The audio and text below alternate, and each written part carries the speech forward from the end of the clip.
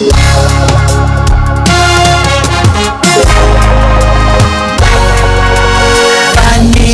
des vanités, tout est vanité.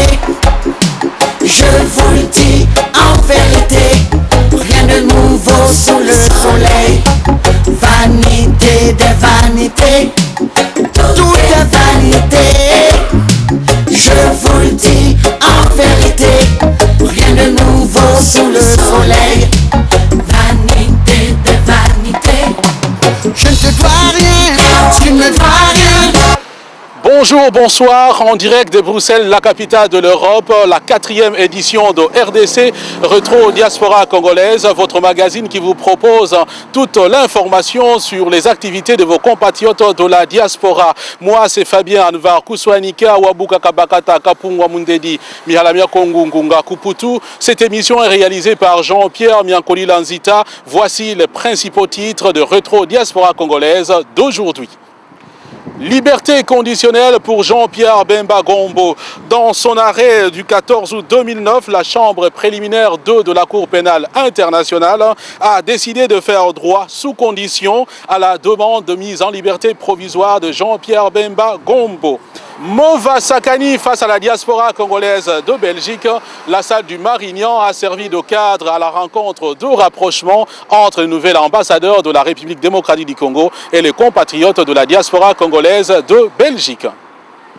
Rebonjour, rebonsoir, je vous le disais, c'est donc dans la journée du 14 août 2009 que la bonne nouvelle est tombée pour les partisans de Jean-Pierre Bemba Gombo. En effet, la chambre préliminaire 2 de la Cour pénale internationale a décidé d'accorder la liberté provisoire sous condition à Jean-Pierre Bemba Gombo. Eh bien, vous vous en doutez, ses familles biologiques et politiques ont accueilli cette nouvelle avec beaucoup de joie. Je vous propose la réaction de Liliane Bemba, l'épouse de Jean-Pierre Bemba Gombo, et aussi de Jean-Jacques Mbungani, le représentant du MLC Benelux.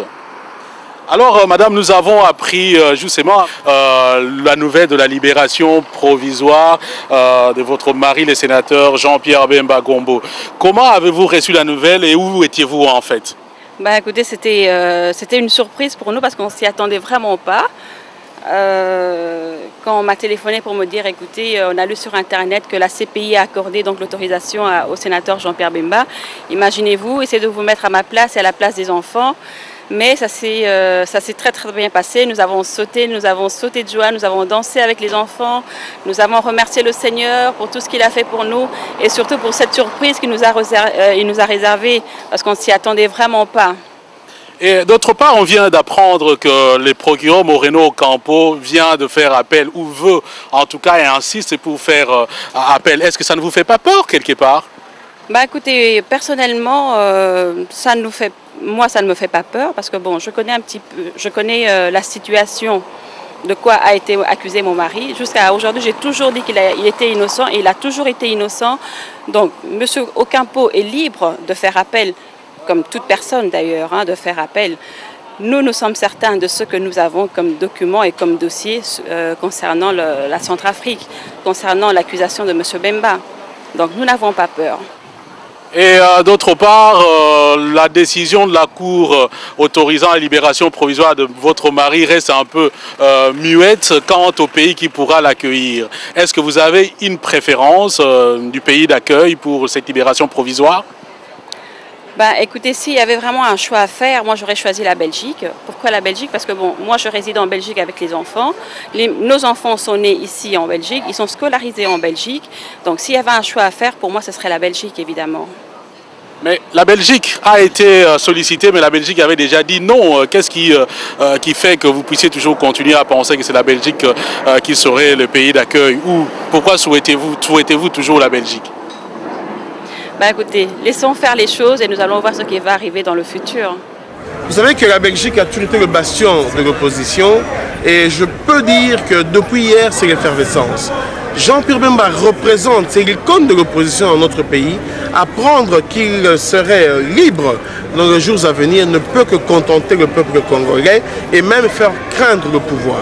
Voilà mes impressions.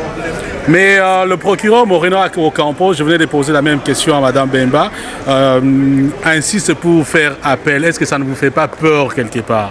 Fabien, merci. Le procureur Ocampo use de son droit, c'est-à-dire de faire appel. Mais il faut savoir que la marge de manœuvre est minime pour le procureur parce que l'appel ne peut se baser que sur deux probabilités. Soit les juges ont mal lu le droit, ce qui est à mon avis difficile à croire, soit les juges ont mal apprécié les faits, c'est aussi qui est difficile à croire.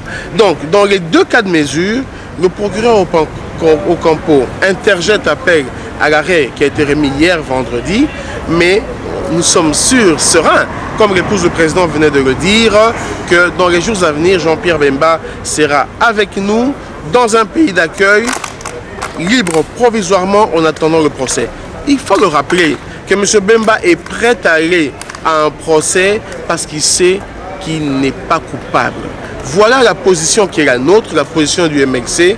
Ce procès est un procès politique, politisé, pour des intérêts qu'on peut imaginer, mais Jean-Pierre Bemba n'a rien à voir et très vite, la vérité sera dite et Jean-Pierre Bemba sera libre définitivement.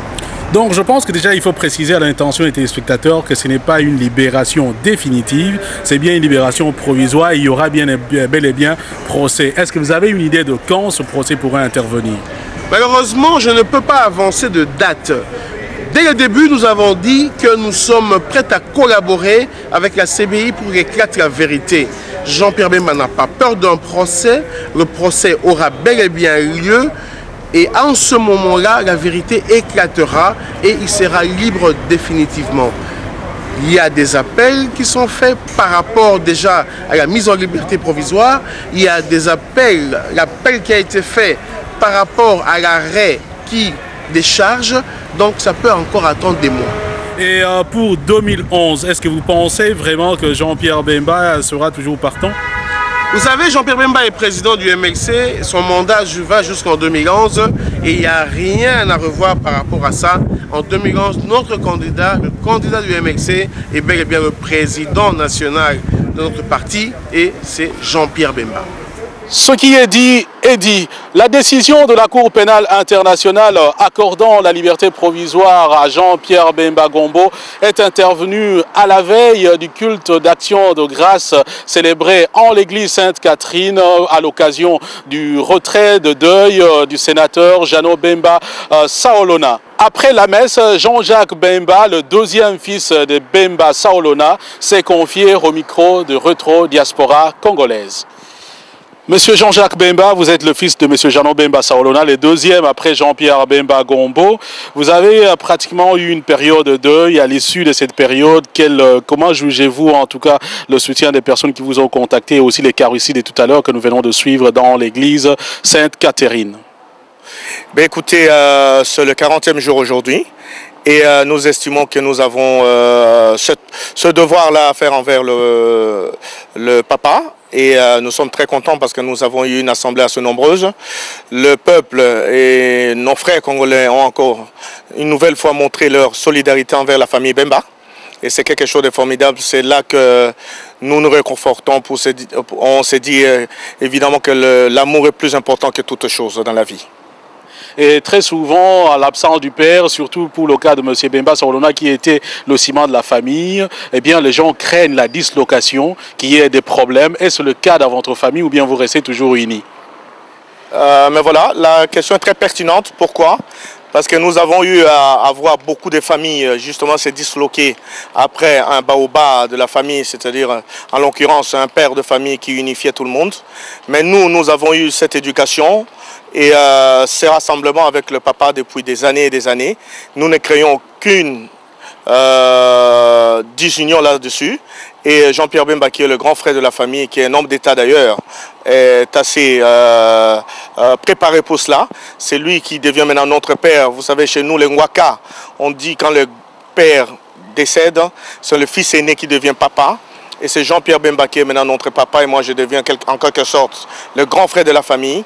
Et je crois que je peux compter sur mon papa justement, quelque part mon grand frère Jean-Pierre, pour continuer l'unité de la famille. Et je lui fais confiance et je suis sûr que lui aussi pense de même.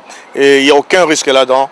Et je promets à toute personne qui nous aime de ne pas s'inquiéter de ce côté-là. Et Jean-Pierre Bemba, votre papa, comme vous l'avez dit, parlons-en, il y a une nouvelle qui vient de tomber il n'y a pas plus tard qu'hier. C'est celle donc de la libération provisoire de votre grand frère Jean-Pierre Bemba Gombo. Et curieusement, ça tombe à la veille du retrait des deuils, ce qui est en quelque sorte aussi une libération. Est-ce que c'est le prélude peut-être à un futur radieux ou bien simplement c'est une coïncidence? Ou comment appréciez-vous, comment vivez-vous cela au sein de votre famille?